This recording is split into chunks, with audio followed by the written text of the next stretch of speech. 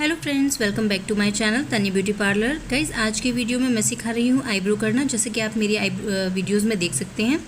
तो गाइज़, यहाँ पे इनकी बहुत ज़्यादा ग्रोथ हो रखी थी, आप देखिए, इसीलिए मैंने ये वीडियो बनाई ताकि आपको ज़्यादा अच्छे से समझ आए कि हम बालों में थ्रेड कैसे फंसाते हैं। तो यहाँ पर आपको अच्छे से समझाने के लिए गाइज़ मैंने जो वीडियो है आगे बहुत ही स्लो कर दी है ताकि आप ठीक से देख पाएँ। अब यहाँ पे आप देखिए इनकी कितनी ज़्यादा ग्रोथ हो रही थी, जितनी बालों की लेंथ इनकी आईब्रोज़ में है उतनी ही बालों की लंबाई जो है वो इनकी ग्रोथ आई हुई है उतनी लंबी। आप देखिए यहाँ पे मैंने जो वीडियो को स्लो कर दिया है। तो यहाँ पे स्लो करने का रीज़न था गाइज़, मेरे स्टूडेंट्स ने कहा मुझसे कि मेन प्रॉब्लम आती है कि हम थ्रेड के अंदर बालों को कैसे फंसाएँ। तो मेन रीज़न वीडियो को स्लो करने का मेरा ये था, क्योंकि गाइज़ अगर हम किसी की आईब्रोज़ बहुत धीरे धीरे करेंगे तो उनको दर्द भी ज़्यादा होगा, बाल टूटेंगे, अच्छे से निकलेंगे नहीं, है ना, तो वो प्रॉब्लम हो जाएगी। इसलिए मैंने यहाँ पे थ्रेडिंग करने के बाद वीडियो को स्लो किया है ताकि मेरे जो भी स्टूडेंट्स हैं मुझसे पार्लर में आके पार्लर सीख रहे हैं या फिर जो ऑनलाइन यूट्यूब पर चैनल पर सीख रहे हैं, मेरे ऑनलाइन क्लासेस ले रहे हैं, तो वो अच्छे से समझ सकें। तो ये आप देख सकते हैं गाइज़, यहाँ पे मैंने वीडियो स्लो की है और आप देखिए थ्रेड को हम बालों में कैसे फंसाते हैं, कैसे बाल निकालते हैं। तो जो स्टूडेंट मेरे यहाँ पे सीख रहे हैं उनको भी ये प्रॉब्लम बहुत ज़्यादा आती है। वो घंटों घंटों एक बाल को निकालने की कोशिश करते रहते हैं, लेकिन जो है अच्छे से बाल नहीं निकलता या फिर बाल टूटता है, बहुत दर्द होता है। तो ये आप देखिए मैंने वीडियो जो आईब्रोज़ है मेरी वो बनाई तो बहुत जल्दी थी, बट बहुत यहाँ पर स्लो कर दिया था वीडियो को ताकि आप अच्छे से समझ सकें। तो ये आप देखिए कि पहले मैं धागे को थोड़ा आगे की तरफ रखती हूँ, फिर जो भी मुझे बाल निकालने हैं वहाँ के लिए धीरे धीरे थ्रेड को मैं पीछे लेके आती हूँ और उसके बाद मैं बाल खींच रही हूँ। तो अगर आप बहुत ध्यान से, बहुत आराम से देखेंगे और समझने की कोशिश करेंगे कि हम थ्रेड को बालों में कैसे फंसाते हैं और कैसे बाल निकालते हैं, तो आपको बहुत अच्छे से थ्रेडिंग करनी आ जाएगी। सो गाइज़, यहाँ पे बहुत ही बहुत इनके जो बाल हैं वो भी काफ़ी मोटे बाल थे, तो बाल निकालते हुए अच्छे से ताकत लगानी पड़ती है। मुझे पता चलता है कि मैं कितने प्रेशर के साथ बाल निकाल रही हूँ। बाल बहुत हार्ड हैं इनकी आईब्रो के, आप देख भी सकते हैं, बाल हार्ड भी हैं, फिर ग्रोथ भी काफ़ी अच्छी है। बालों की जो लंबाई है वो बिल्कुल आईब्रोज़ के अंदर जो बाल हैं उतनी ही लंबाई इनके ग्रोथ के बालों की भी आई हुई है।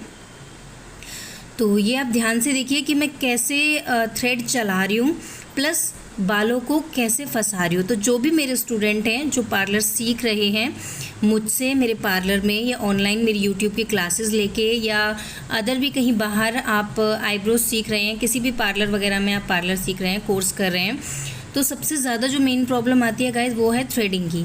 आप पूरा पार्लर का कोर्स बहुत अच्छे से कर लेते हैं, पूरी मेहनत करते हैं, लेकिन थ्रेडिंग नहीं सीख पाते हैं, क्योंकि थ्रेडिंग में हमें बहुत ज़्यादा प्रैक्टिस की ज़रूरत होती है ना। तो प्रैक्टिस कैसे करें, क्योंकि कोई भी हमसे आईब्रोज़ तो कराता है नहीं।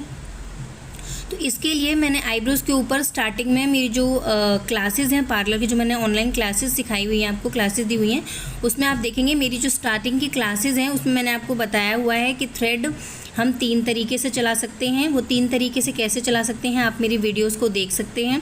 उसके अलावा सबसे पहले जो है आपको किसी की थ्रेडिंग नहीं करनी है।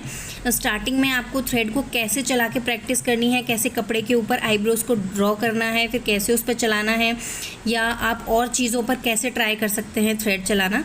तो ऐसी कई मैंने वीडियोज़ आपको डाली हुई हैं जिससे आप थ्रेडिंग करना बहुत ही ईजिली सीख जाएंगे।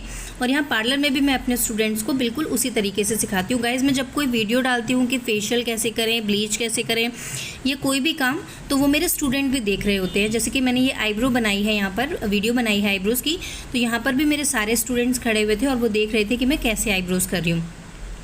तो क्योंकि उस टाइम मैंने फास्ट आईब्रोज़ बनाई थी, बट जब उन्होंने ये वीडियो देखी तो उन्हें भी लगा कि ये मैंने यहाँ पे जो मैंने स्लो किया वो बहुत अच्छा किया। तो ये आप देखिए, जब मुझे बाल फंसाने हैं थ्रेड में, तो मैं कैसे थ्रेड को थोड़ा सा आगे रखती हूँ, फिर धीरे धीरे पीछे की तरफ लेके आ रही हूँ और फिर उसमें बाल फंसता है, उसके बाद मैं उसे निकालती हूँ।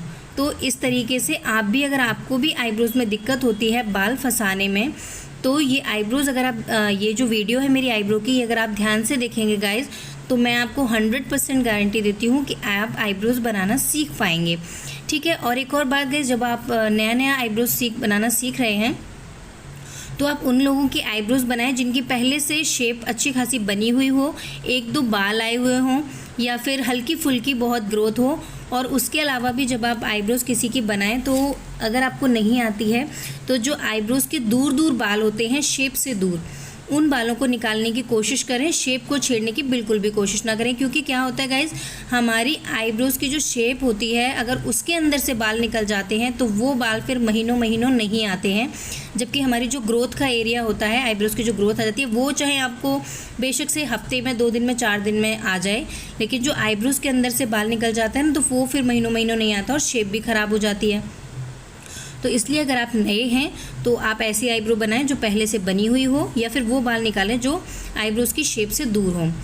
ठीक है, तो यहाँ पे आप देखिए कि मैं कैसे बाल को फंसा रही हूँ, कैसे मैं पहले थ्रेड को थोड़ा सा दूर रखती हूँ, फिर जो बाल मुझे फंसाने हैं उसके धीरे धीरे पास लेके आती हूँ। तो उससे क्या होता है कि जो हमारी आईब्रो का बाल है वो अच्छे से थ्रेड के अंदर फंस जाता है और बहुत ही अच्छे से निकलता है, और इसमें गाइस पेन नहीं होता।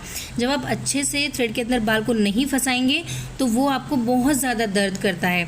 मेरे जितने भी क्लाइंट्स मुझसे थ्रेडिंग कराते हैं उनका कहना है कि मेरा जो हाथ है वो बहुत ही ज़्यादा हल्का है और थ्रेडिंग की कितनी भी ग्रोथ हो बिल्कुल भी दर्द का पता नहीं चलता कि मतलब आईब्रोज़ कब बन गई।